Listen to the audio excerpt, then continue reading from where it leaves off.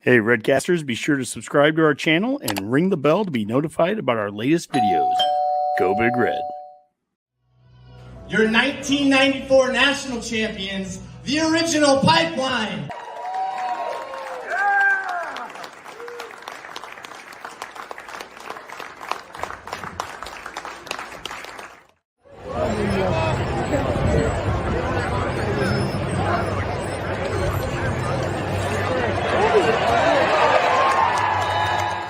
Was that touchdown a planned run, or was that something that you just saw so you took it? No, it was a planned run. So, I mean, I seen the end zone. I was like, all right, Jeff, you got to get in. Welcome to the Go Big Redcast, the Husker Fan Sports Show.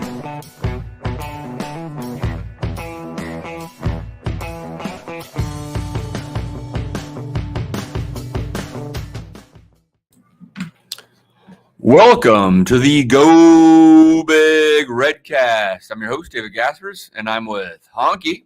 It was a great weekend. I want to thank all the people that heard that. Bill, Gorman, Sasha, everyone. We from golfing yesterday, Rob and I, to the great pipeline event that we'll talk a little bit about that happened last night, to everything today. Rob, you getting to go to the spring game and be up there in the press box. Outstanding weekend. It continues tonight. We're at Redcast Central, Embassy Suites. We're going to be drinking tonight, having some fun.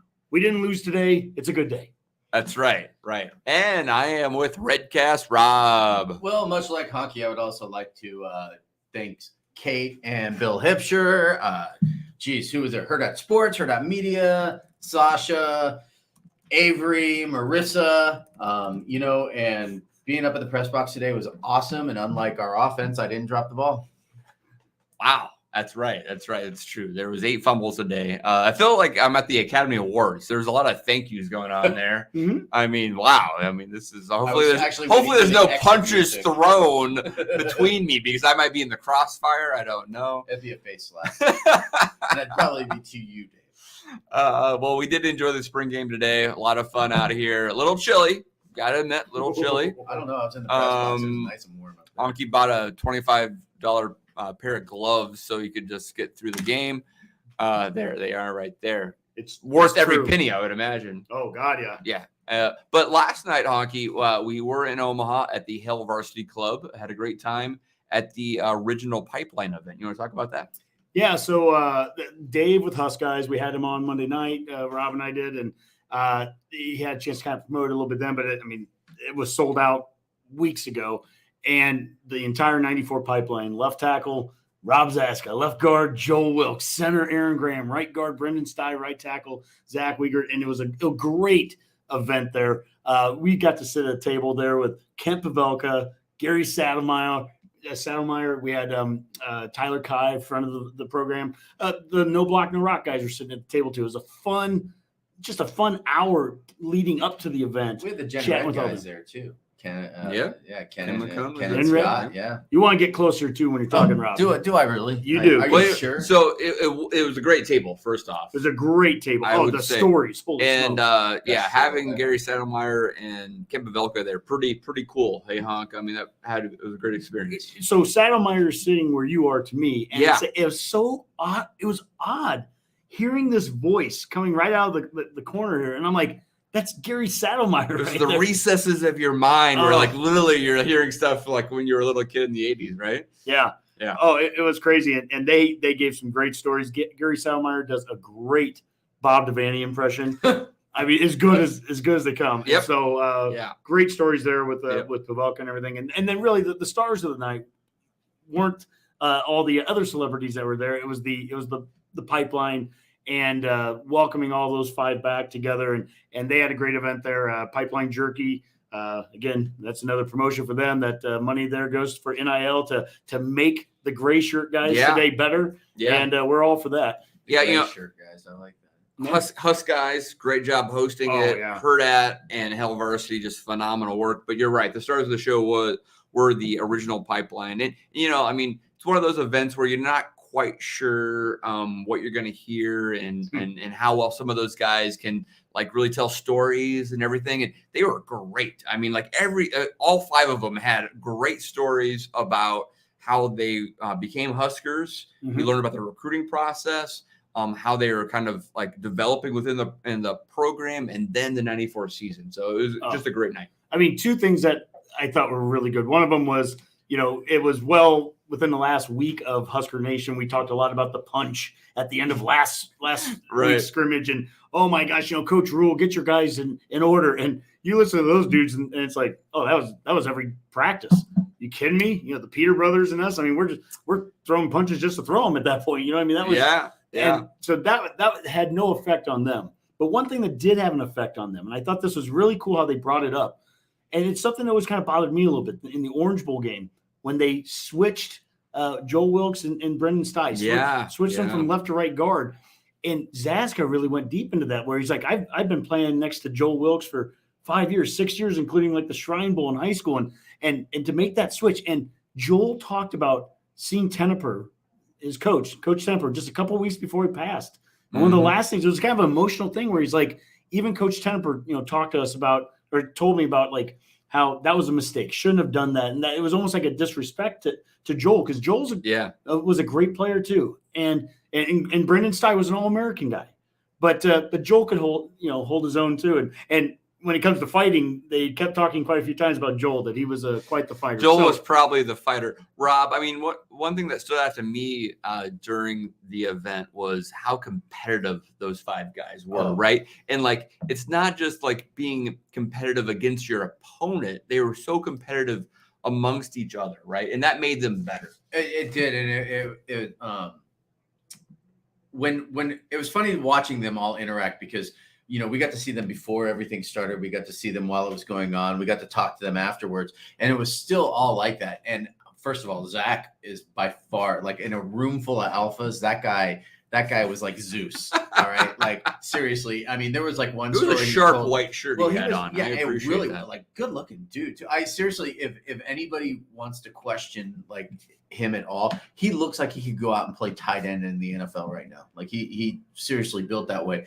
But my favorite part about it was like him saying like, look, I didn't get in fights in practice. I would just tell guys, look, I'll be waiting for you in the parking lot. And he's like, and I really would. Quote. He said, that was a good quote. And he said, I really would be looking for him in the parking lot. And then, but my favorite story was how, like, when Joel and Brendan got switched afterwards, how Brendan was talking about how, like, he was literally, after that game, he was literally in a boot for a month and a half because Dr. Rob, we kept stepping on his foot during practice, and in the game itself, he kept stepping on his foot, and he actually broke his foot. So he was in a boot for a month and a half after that game because they weren't used to being next to each other. Yeah. And so they didn't know how each other moved. And Doc Rob just kept stepping on his foot over and over. And that was probably my favorite story of the night. Yeah.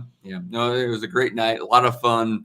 Hail Varsity Club again out there in La Vista. Is just a great spot. So very cool.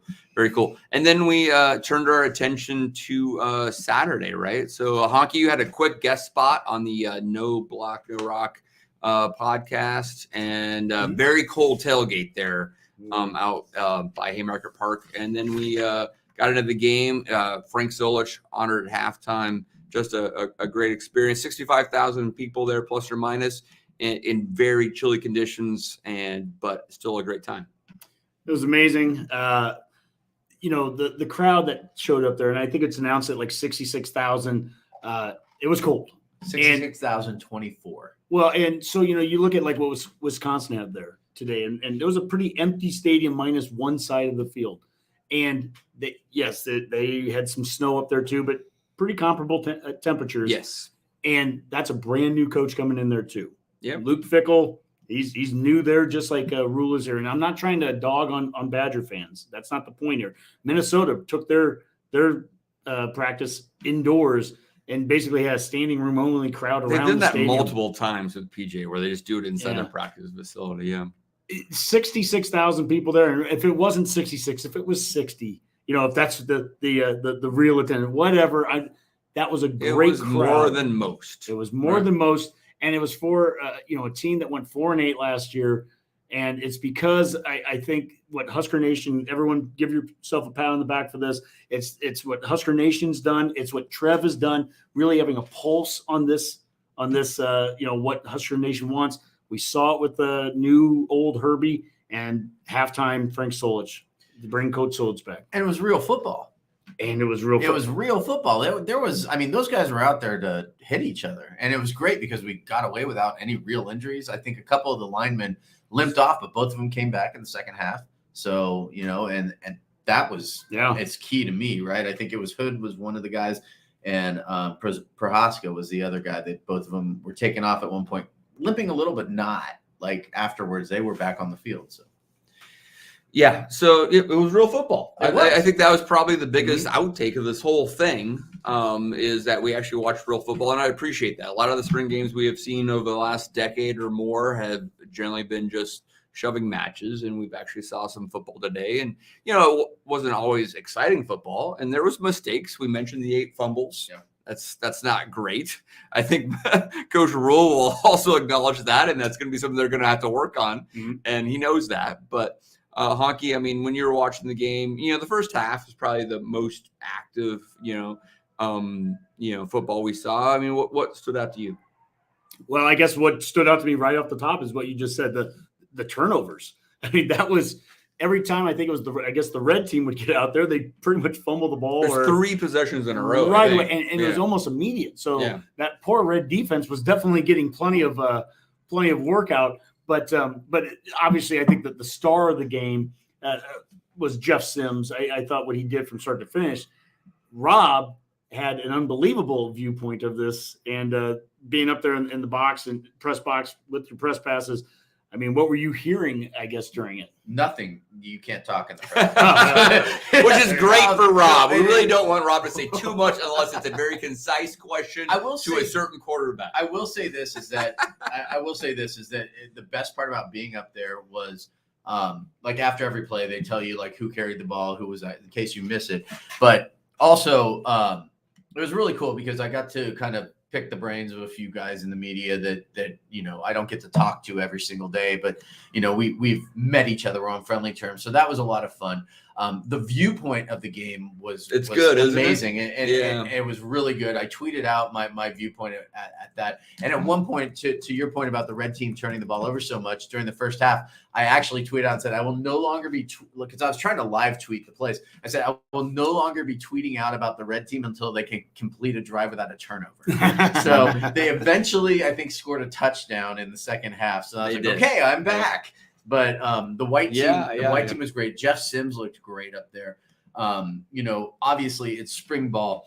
They have not had an opportunity to really. I mean, this is the first time they've truly executed the offense in a game format. So that says a lot. They had the running clock almost the entire time. I think the entire game itself, including second half in particular, it took about 2 hours, I think, without halftime. Well, compared to what we were used to, though, I would take that, right? Yeah. I'm okay with that. It's like the new baseball rules or something, right? That's right. But it was great. I sat down. I got to go to the press conference, and you had said something about, I bet Rule was upset about the turnovers. Well, somebody did ask him about those turnovers, and he basically was like, he's like, I should be out there. I should be really pumped. I'm standing on the field. I'm right behind there so I can get a good viewpoint. And, the offense is scoring, and I'm mad that the defense is letting them score. He's like, and then these guys are turning the ball over. And of course I want to just yell and be angry with them. And that's something I can just do in private on the side. He's like, and I would be throwing my headset, but I'm not going to do that while I'm out there because, I just want these guys to go out there and learn from their mistakes. I want them to just continue to get better and grow.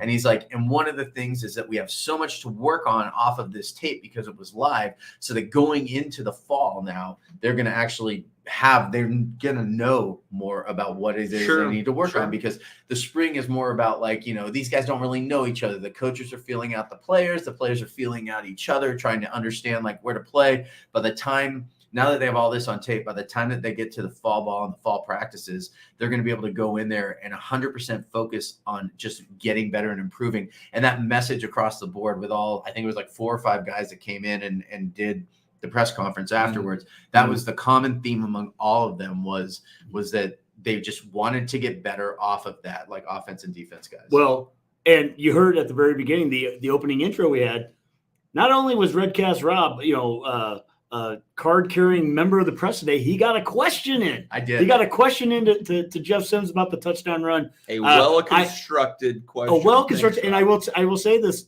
Rob, because we didn't know that you asked the question. We actually saw it on on social media, someone posted that he did, and Dave and I had the immediate same response of, "Oh God, what did he ask?" But it was a good question.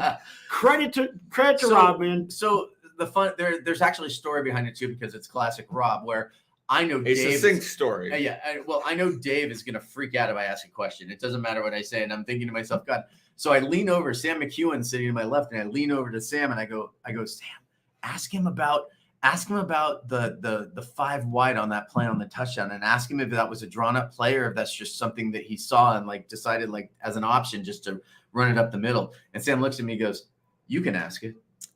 And then it got really quiet after Sims finished answering the question, and it just came out of my mouth, and I'm shaking. Like I have video of it, and like you might be able to see. I would say that Sam has more trust than I do in Rob and Redcast Nation. Honestly, Sam, thank you for encouraging this guy. But I asked the question, I got the answer I was looking for. Yeah, and I was just like, "That's a legit question." It was good. It's nice to know. And I will say too, is the reason why I saw it is because the interview that we did, and God, we talk about it, but with Tom Osborne, when we talked about it, and he was talking about all the different, like we were joking, like saying 4 plays, right? But he would like run a couple, like run plays up the middle, whatever, go 5 wide. Everyone think they're going to run the exact same play, exact same play, but up the middle, right? A quarterback trap, right? Is that what he called it? And so for me, I saw that, I recognized it, and I thought, like, well, you have learned so much. Well, and I owe it all to you, Dave. Well, actually, it's Honke, but it's really Honke. So Honke, Jeff Sims, obviously a star of the day. 9-13 I'm seeing here. That's really good numbers. Of some of the new players out there, did anybody else stand out to you, offense or defense, that you want to comment on? He's new, but he's certainly not young. I would say Kemp. And Billy Kemp the fourth, yes. Can you and Alex, good Lord, Rob, can you hand me the sheet? We have the official. Alex is Honke's son, so basically Honke's my daddy. You know, the side note: when I was a kid, and I'm starting to understand at this age, my mom used to yell at me, but like sometimes she'd say my sister's names first, even the cat's she'd name. Call you Heather or Beth. Yeah, and then she'd eventually say Smokey, and then she would get to me. Honestly, that'd be a great nickname for you, Smokey. Smokey. So I was kind of like, how can you not remember your son's name? And now I'm her age at that time, and I get it. There's a lot of stuff going on up there. Yeah, a lot of things. But this is pretty cool. We get the stat sheets, the official stat sheets that they handed out there. And to go back to what I was saying, Billy Kemp, he had 2 catches, 39 yards. He had 1 punt return for -3 yards. It's not that the stats jumped off the page. The catches were pretty good. It's that you can tell how they want to use him in the offense. And it mirrored what we talked with Coach Snodgrass from York a couple weeks ago when he went to the coaches clinic scrimmage. And it's just that they're going to hand the ball off to him. He's going to be a possession receiver. They're going to find ways to get the ball into his hands. And you could see that. And there's some explosion there. He's not a burner, but he's going to make quick moves. He's going to make a guy miss. Good route runner. Great route runner. And he's going to catch. Most important, he's going to catch the damn ball. Which look, reliable. I mean, I'm going to pick on one guy for one play, and then you actually called it out before the play actually happened. I was like, "There's Gilbert out there, the tight end, the big guy from Georgia. Look how big he is! Oh my gosh!" And it just happened to be the play they ran him out for a pass and he dropped it. Look, it's one play. He'll be fine. He'll work on that. But it's one you got to catch the ball. We've seen him catch the ball enough to know he can do it. Yeah, you got to catch the ball if you want to get out there. Yeah, it's exciting. Fedoni had like 1 catch, maybe. I don't know what the stats are with that. I remember him catching 1 that was short for a first, but I mean, eventually I think Fedoni and Gilbert are going to be a great combo there. I think the show we did on Monday night where we were kind of predicting what the starting lineup would be, first team and second team, I don't think we were that far off on a lot of them. Borkercher at tight end, we had him starting with Fedoni, and that catch right away. What was that up in the box? So that's another funny story. So in the press box, a lot of people, just so people understand, in the press box, they put out an announcement before the game, during the game, before the fourth quarter, everything. You have to be quiet up there. They only do that when you're there, Rob. But there's no cheering or rooting for the team. You have to basically be very professional. You stay quiet. After every play, they tell you who carried the ball, who threw the ball, like number 10 to number 23. And, they don't throw out a bunch of names. They might do that during the season when it's known whose numbers are. So, but there's no cheering in the press box. Like you cannot, and you will be removed. And so the very first very first pass to tight end like that over, and Sims was really excited about that too. Somebody asked him about it in the press conference. What was that like, your first completion? And I stood up and I almost clapped, and then I just sat back down and I looked around to make sure, because I got so excited to see that play, because I've been waiting for those like big wide open tight ends running down the middle of the field. It's one of the best plays in football, whether it's pro or NCAA. And I stood up, go like this, and then I looked around and just sat down right away, and I was just like, but it was fantastic. There was some protocols broken by some of the guys that were up there longer, and throughout the day it got a little. But they all wanted to cheer. But they all wanted to cheer. Yeah, you looked around, and a lot of guys were like hands in the air, like not cheering, not making noise, but. It doesn't make beautiful to see. Yeah, it doesn't make their life any easier to see us losing either. I mean, this is something that's a little eye-opening, I guess, for us. And it goes over the whole weekend. The pipeline event last night. I talked with Chattel for 20 minutes last night, and we're going to have him on the show some point this offseason. Rob, you were talking with McEwen. We had Saddlemeyer and Pavelka. Look, there are protocols, and you're a professional when you're a journalist. But I think sometimes with the media, there becomes an adversarial fan versus media perception. And look, these guys are doing their job. These men and women are doing their job. Yes. And it's not that they're rooting for the team, but they want the team to be successful, because it doesn't make their jobs easier for us not to. It's funner to write an article about a winning team than a losing team. Yeah. There's no doubt. We get a fan a little differently than they do, but at the end of the day, I mean, we all want to see Nebraska doing well and have something nice to write about. And I had a conversation with a well-known reporter who I will not name him by name right now.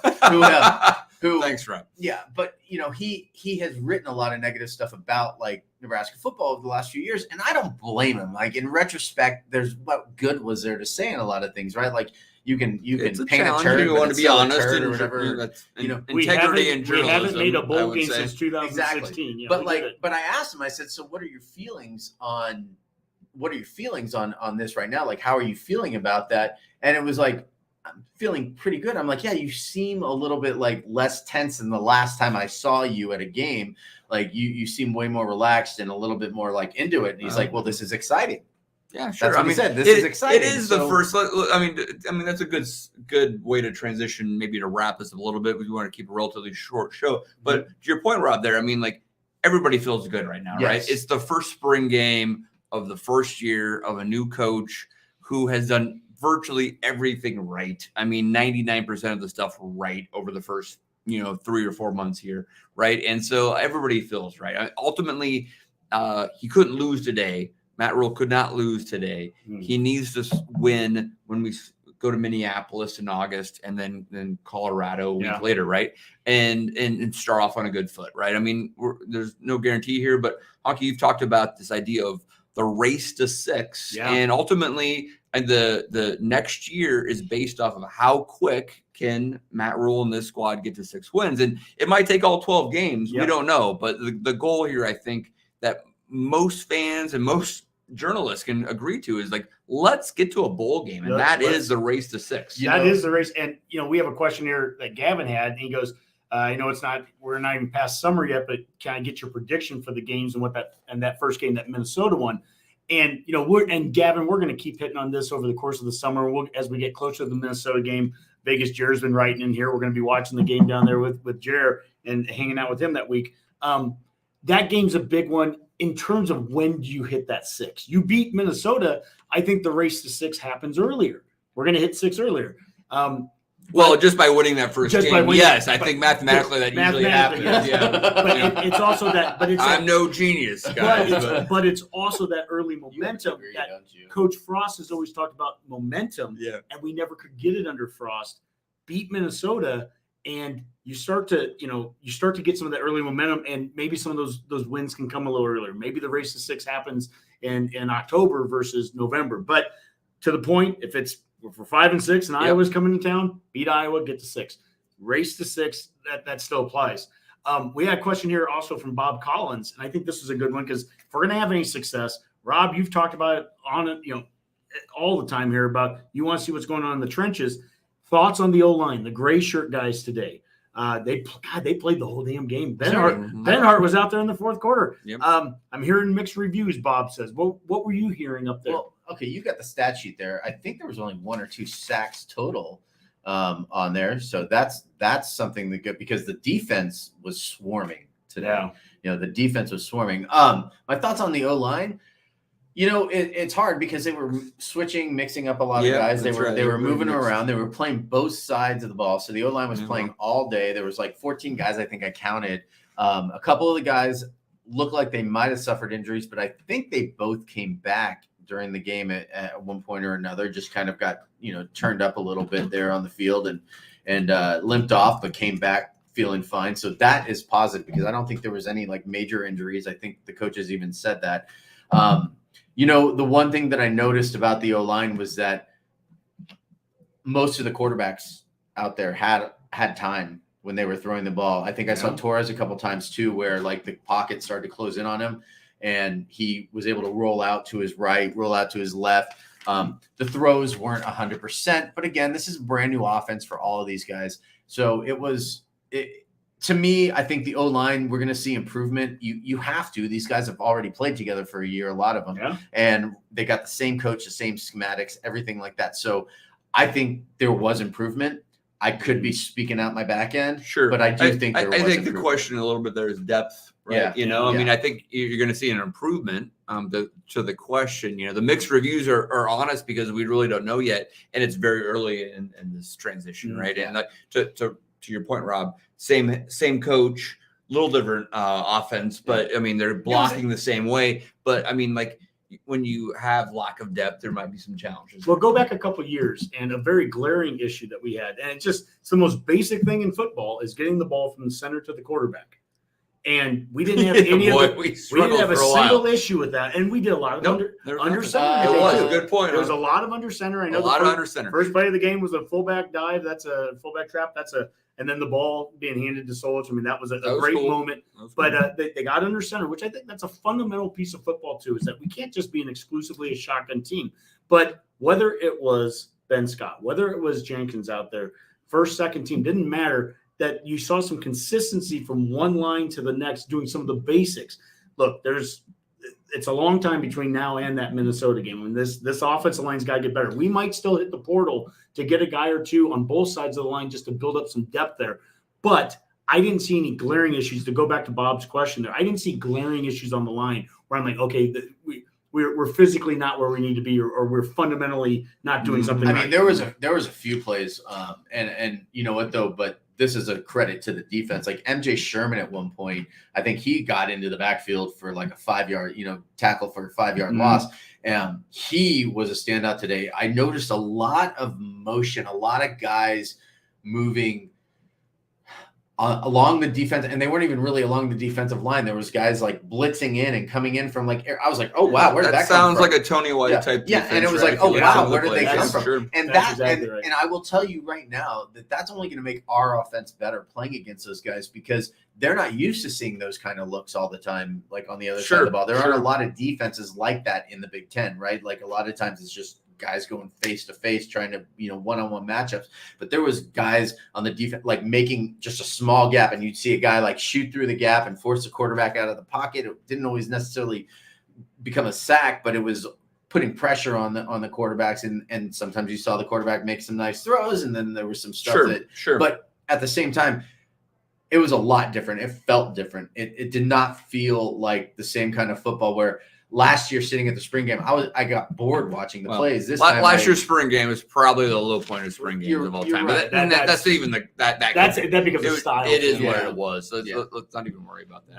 But my point being though is that there was a lot of interesting things going on out there on the field, even with the handoffs, and like their motion and things like that before. Yeah. So it was beautiful. Sure. I think we could probably try to do something that's a positive and maybe a constructive comment here. Maybe a positive thing is I'll ask a question here about what was your favorite play of the game. I'll give you mine first, just so you guys have a second to think about it. My favorite play, and it's no shocker coming from me, Harbert on the option. And to see that run, and Dave, where you and I were sitting in the south, we got to really see it open up from an end zone angle.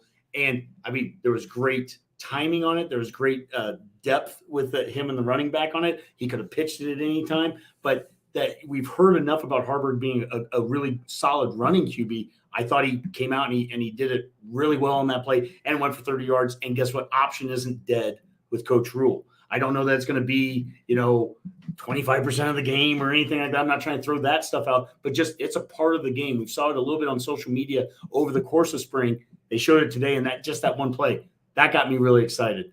Who's ready to go next? I'll go. Okay, you go, Rob. The tight end, the pass to Borkature, Sims to Borkature, that got me. That got me like straight up, and in every way you could possibly imagine that term meaning. And also, I will say that the Sims quarterback run up the middle like that. It gave me some really good visions of how good of a quarterback he can be in that option, because he's got a great arm. He's very accurate. But like the fact that like he was just so big, because he took a hit on that run right at about the 5-yard line and brushed the guy off like he was a running back, and right into the end zone. And so that, to me, those two plays right there, both involving Sims. I saw a CBS article here a little bit ago that I was reading, and it was like, oh, the starting quarterback, Casey Thompson is out right now. And I'm thinking, hold up. Like, obviously this guy is just watching it on Big Ten or watching a replay. He's not watching the game, because there's going to be a real quarterback competition when Thompson. We saw Casey back down there. He was signing autographs. autographs. That was cool. That was really he had cool. the headset I think on, both of them are. It's going to be a fun They have August. a lot I'll of give you that. respect for each other, and they actually hang out and talk about the game a lot. Sim said something about that in the press conference. Yeah, that's cool. Yep. Dave, what was your moment? I'll give you a short one and a long one. Okay, go. That's it. Short one was Thomas Fidoni catching the pass. That was not yes. Just the fact that he was out there and he's building up towards being a big part of this team in the fall is exciting.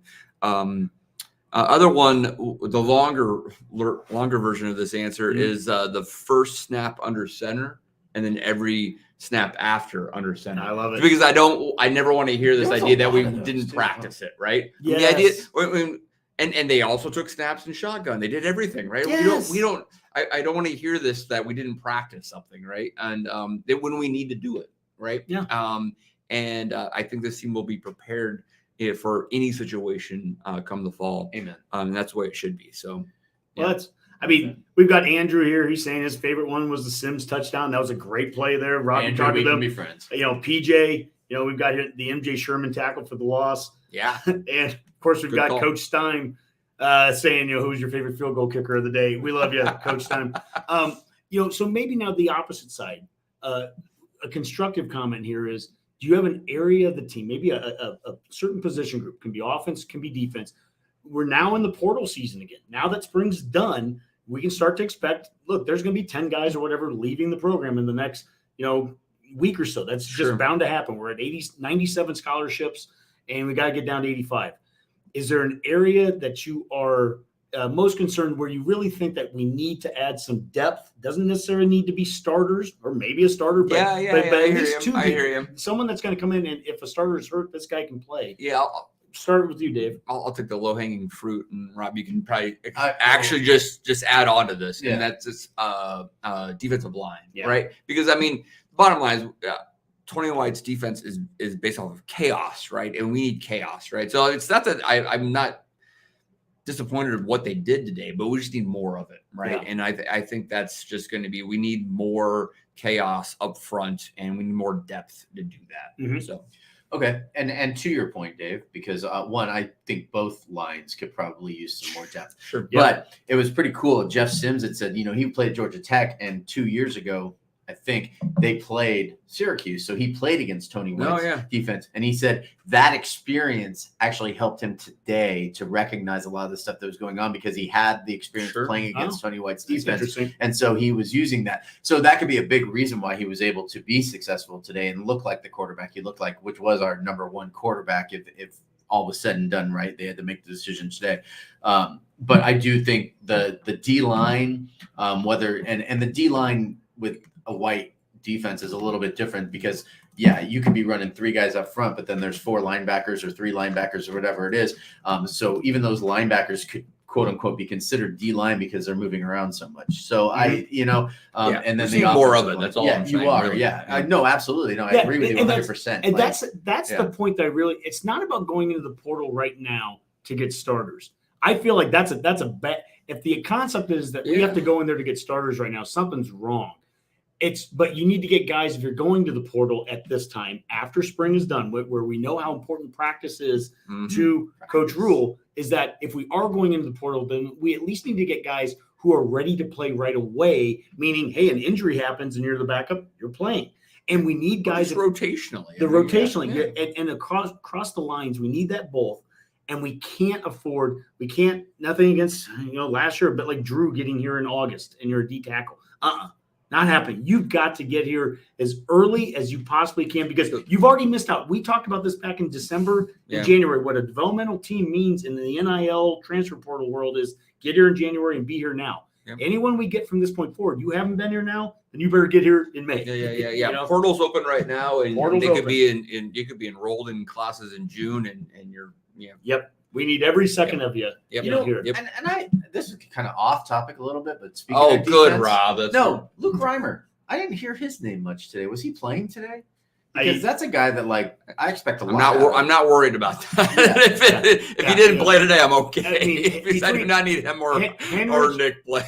Henrich and Reimer have both been doing battling injuries and take the day off. Injuries.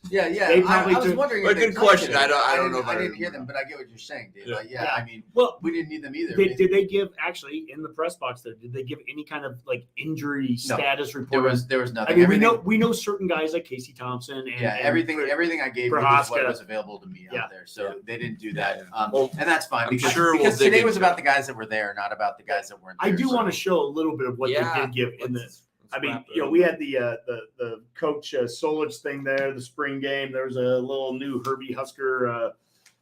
We get stat sheets. It's nice. It's the rosters, so you got the red and the white roster on either side. So. Look at that! Oh, bring it down. Look at that dude right there. The new Herbie, the new old Herbie. So, and here I do want to throw the Levi's thing because this is someone that's been talked a lot about. Thoughts on Prince Will today, predictions for combined sacks with him and Cameron next year.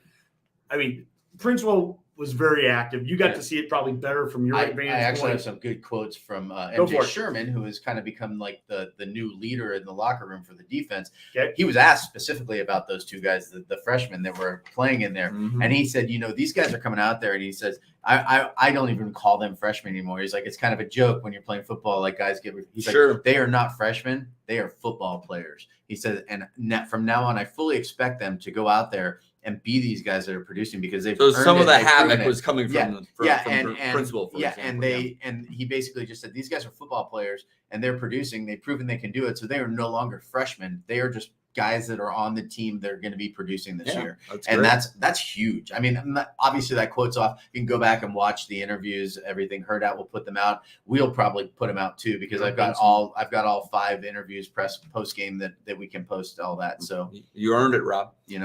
But certainly Prince Will definitely, he made a name for himself today in front of the crowd, and same with Cameron there. It's a good start. The spring game breakout star, maybe. Yeah. But there's always one. Yeah. Right. Well, I guess it's better to have. It's probably better to have a young, highly rated guy versus the 5th string walk on that just did well in the spring, and we see that every year. If it's someone that really legitimately is going to be vying for a position once we get to the season. It was good to see. And if you're not following Jim in Minnesota, you should, because if Prince Will for some reason doesn't become a freshman All-American, you can just call him out on it because he's the one predicting. But we have John here. Line plays very concerning. Wasn't impressed. Too many misses, and that's fair. I think that's fair, and that's what they have to address portal wise and just continued development wise. Yep, agreed. All right, guys. A lot of fun here. I think that was a good recap. We'll probably talk more about this in future shows. Let's get out of here with some parting shots, and I will go with Redcast Rob first. Oh, of course. You put me on the spot. Well, you know what? I had a great weekend hanging out with you guys, Dave. You and I still have to drive home tomorrow. Honke, now looking forward greatest host in the world. I just, shout out to Herdat again, setting me up with that press pass 100%. You guys golfed? We golfed at Indian Creek. It was freezing. It was windy. Somehow Honke managed to hit a 3-iron, whatever distance he needed to hit it. It was like that scene from Caddyshack where the guy was not that bad. He's pretty good. it was like the scene from Caddyshack where like the guy was having the best round of his life, and we were having a good time. Rat farts or whatever. But you know what? And thank you to everyone. It's cool. It's very surreal being able to do the things that we really do. Cool. And I appreciate all of you that listen to us and everything, because honestly, without you, there is no us. So yeah. Thank you. Yeah, definitely no Redcast Rob. That's for sure. There's no Redcast Rob. Well, actually, if you really want to get into that, without Dave, there is no Redcast Rob, and that's a longer story. We can talk about when I do my fan forum. That's right. We'll do that. That's we'll right. do that later. All right, get us out of here, Honk. Probably something we normally do at the beginning of a show. I do want to at least promote a future show here. And on Tuesday night, Redcast Rob, he's got a special. He's with Miranda and Craig Coleman, Malachi's parents. That'll be phenomenal. Great story just in general. And I can't wait to hear what they think and get their impressions from today. Malachi was on the field at halftime with all the recruits from the class being introduced. And I think that was a really cool movement, moment there. And, I don't know. At this point, I don't even know who to thank for all that stuff. Trev seems to just have a pulse on Husker Nation, and they do things that just seem to resonate. Resonate, and they he's just doing things the right way. And we had Tyler Kai last night, and Tyler and Brendan Stye works with them, and we're talking with Brendan about it. It's just they're doing things the right way, and they're doing things that Husker Nation wants them to do. So be patient, Husker fans, Redcasters. Be patient. Stick with these guys here. There's going to be a loss next season. I'll just throw that out there. We're probably not. We're going to lose. Probably not going to go 12-0. But you know what? There's good things happening. There's improvement happening, and stick with them. That's right. All right, great stuff, guys. Really enjoyed it. It was a fun spring game, fun weekend overall. For now, let's call that a Go Big Redcast. Go Big Red. DBR.